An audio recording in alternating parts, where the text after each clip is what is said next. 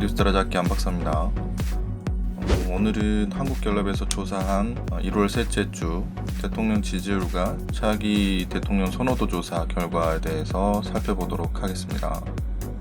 조사 기간은 1월 14일부터 16일이었고 만 18세 이상 1000명을 대상으로 집전화를 포함한 휴대전화로 무작위 추출해서 했으며 95% 신뢰 수준의 플러스 마이너스 3.1포인트 표본 오차를 보이고 있는데, 이 말은 100번 조사를 하면 95번 정도는 이 비슷한 결과 신뢰 수준을 보인다는 이야기고, 오차 범위는 플러스 마이너스 3.1%니까 40%면 뭐 한 37% 또는 43% 정도는 그 범위 내에서 제일 처음 조사했던 것과의 차이를 보일 수 있다, 그런 이야기가 되겠습니다.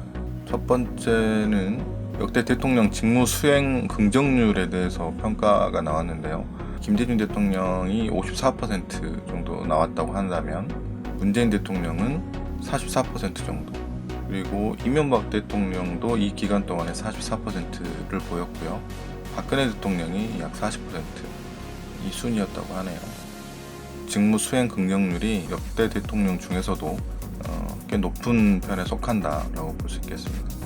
이 40%를 꾸준히 유지해서 끝까지 가지 않을까 저는 개인적으로 생각을 합니다.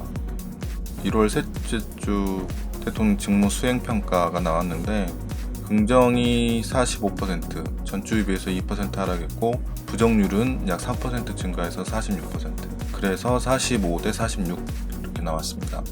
긍정평가의 이유를 보면 검찰개혁, 검경 수사권 조정도 있었고 공수처법 통과, 그리고 검찰의 인사가 진행이 됐었죠. 그런 부분들이 검찰 개혁을 잘한다, 이렇게 긍정적으로 평가를 하시지 않았나. 부정평가율을 보면 전반적으로 부족하다라는 게 좀 많이 상승을 했고요. 검찰을 오히려 검찰 개혁이 아니라 압박으로 이해를 하고 계신 분들이 있는 것 같아요. 세대 간으로 좀 따져보면 문재인 대통령의 평가를 긍정적으로 지지하는 층은 30, 40대라고 우리가 생각할 수 있고요. 50대 이후부터는 부정평가가 좀 높게 나타나고 있습니다. 정당 지지율 같은 경우는 더불어민주당이 39%, 1% 하락했고요. 무당층이 2% 늘었네요. 지금 이제 선거 국면에 접어들다 보니까 보수 야당 쪽에서는 이제 통합 논의가 되고 있고, 그래서 아마 무당층이 조금 소폭 상승하지 않았나, 그런 생각이 들고요. 아울러서 이제 한국당을 중심으로 해서 야당 통합 논의가 되고 있기 때문에 그런 이유로 한 2% 정도 상승하지 않았나.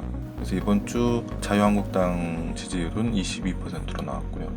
그리고 교섭단체인 바른미래당이 3%, 지금 사실상 교섭단체라고 하기에도 좀 민망한 수준이긴 한데, 비교섭단체인 정의당이 5%도 높네요. 그 다음에 이제 바른미래당에서 분당해서 새롭게 창당한 새로운 보수당이 3% 이렇게 나왔습니다.